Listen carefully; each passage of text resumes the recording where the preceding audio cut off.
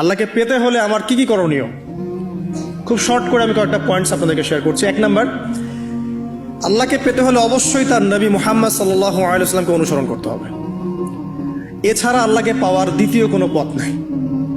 আল্লাহকে পেতে হলে অবশ্যই তার নবী মুহাম্মদ সাল্লাল্লাহু আলাইহি ওয়াসাল্লামের আদর্শগুলো জীবনের প্রতিটা ক্ষেত্রে বাস্তবায়ন করতে হবে।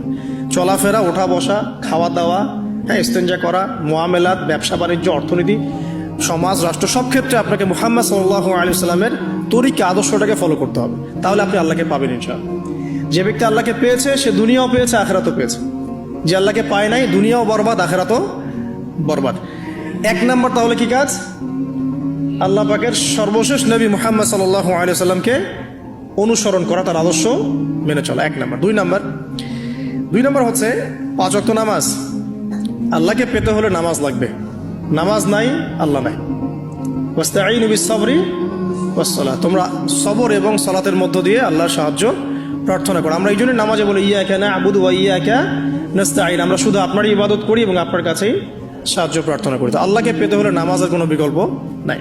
যে ব্যক্তি নামাজ পড়ে না, আল্লাহর সাথে তার কোনো সম্পর্ক নেই, নো কানেকশন। আপনি যে কোনো কিছু চাচ্ছেন, সেজদায় পড়ে আল্লাহর সামনে আত্মসমর্পণ করেই চাইতে হবে। ওয়াসজুদ ওয়াক্তারিব, আল্লাহ পাক কি বলেছেন? সেজদা করো, নিকটবর্তী হও। তো ব্যাখ্যা অনেক করা যায়। নামাজ না পড়লে কিন্তু মানুষ কুফরিতে লিপ্ত হয়। যে ব্যক্তি মান তারাকা সালাতান মুতাআম্মিদান ফাকাদ কাফারা, যে ব্যক্তি সালাতকে অস্বীকার করে, ফরজ নামাজকে অস্বীকার করে, সে ব্যক্তি কিন্তু কুফরিতে চলে যায়। ঠিক আছে। তারপরে বাইনা রাজুলি ওয়া বাইনা শিরকি ওয়াল কুফরি তারকুস সালাহ, একজন মুমিন বান্দা এবং অমুসলিমদের মধ্যে পার্থক্যই নামাজ। নামাজের বিষয়ে অনেক কথা আমি আগেও বলেছি, আপনারা শুনেছেন, অন্য আলেমদের কাছেও শুনেছেন। এক বাক্যে নামাজ না পড়লে ইসলামের রশিটা কেটে যাবে। মুআয বিন জাবালকে নবী সাল্লাল্লাহু আলাইহি ওয়াসাল্লাম বলেছেন যে যদি মান তারাকা সালাতান মুতাআম্মিদান, কেউ যদি সালাতকে ইচ্ছা করে ছেড়ে দেয়, ফাকাদ বারিয়াত মিন জিম্মাতিল্লাহ, সে ব্যক্তি আল্লাহর জিম্মেদারি থেকে মুক্ত হয়ে যাবে। তার উপর আল্লাহর কোনো জিম্মাদারি নাই, আল্লাহর নিরাপত্তা, জিম্মাদারি থেকে সে মুক্ত। তো 5 ওয়াক্ত নামাজ আল্লাহ পাক আমাদের সবাইকে জামাতের সাথে পড়ার তৌফিক দান করুন।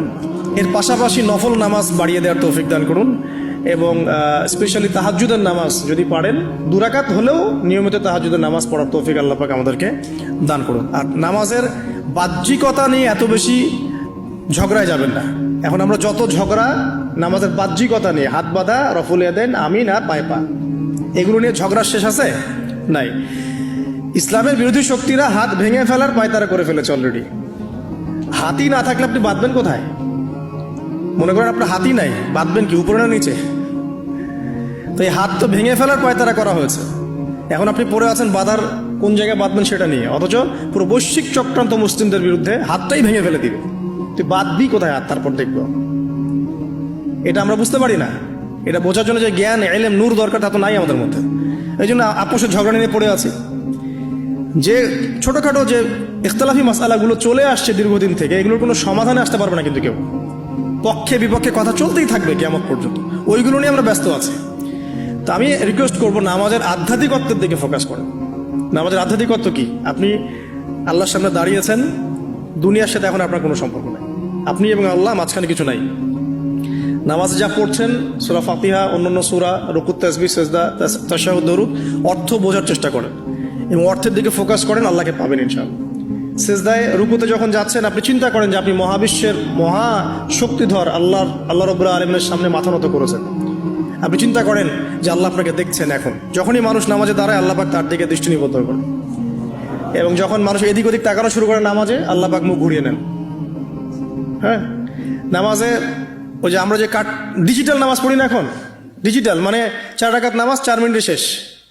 এক রুকু করলে সেজদা পাওয়া যায় না, সেজদার তাসবিহ পড়লে আবার এদিকে দেখা যায় যে দ্বিতীয় সেজদায় চলে গেছে অলরেডি ওঠার আগেই। অনেক ক্ষেত্রে ইমাম সাহেবরাও খুব দ্রুত নামাজ পড়ান, অনেক দ্রুত পড়ান। এত দ্রুত নামাজ পড়াবেন কেন? নামাজ জামাতে পড়লে সংক্ষিপ্ত করতে বলা হয়েছে, কিন্তু এত দ্রুত তো পড়তে বলা হয় নাই।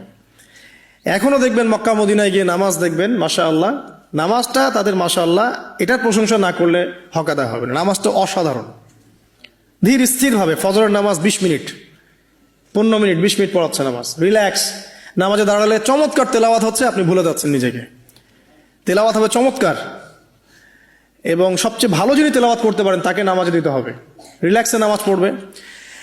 ক্ষেত্র বিশেষে আপনি শর্ট করতে পারেন, কিন্তু সবসময় কেন আমরা 4 রাকাত নামাজ 3 মিনিটে শেষ করে দিব? আবার নামাজের পর দোয়াটা হবে লম্বা, অথচ নামাজটাই ছিল দোয়া। নামাজটাই কিন্তু দোয়া। এখন সেজদায় আমরা যদি কান্নাকাটি করতে না শিখি, আল্লাহর সামনে আমি মাথা নত করেছি, এখানে নিজের মনের যত আবেগ আকুতি দোয়া এগুলো আল্লাহর সামনে ঢেলে না দিতে পারি, এই দোয়া কালাম না শিখি, তাহলে তো নামাজের আধ্যাত্মিকত্ব অর্জন হলো না।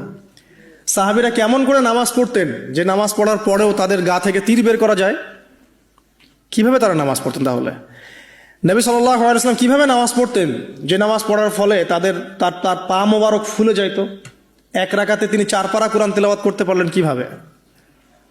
তো তাদের নামাজ আর আমাদের নামাজ, আল্লাহ রাব্বুল আলামিন তার রাসূলের মাধ্যমে একটা হাদিসে জানিয়েছেন যে এমনও অনেক নামাজি আছে, নাউযুবিল্লাহ, আল্লাহ পাক আমাদেরকে তাদের অন্তর্ভুক্ত না করুন, যে নামাজ পড়ার পরে আল্লাহ রাব্বুল আলামিন এই নামাজটাকে ওই নামাজের মুখের উপর নিক্ষেপ করে দেয়, তোমার নামাজের আমার কোনো দরকার নেই। আল্লাহ পাক আমাদেরকে হেফাজত করুন।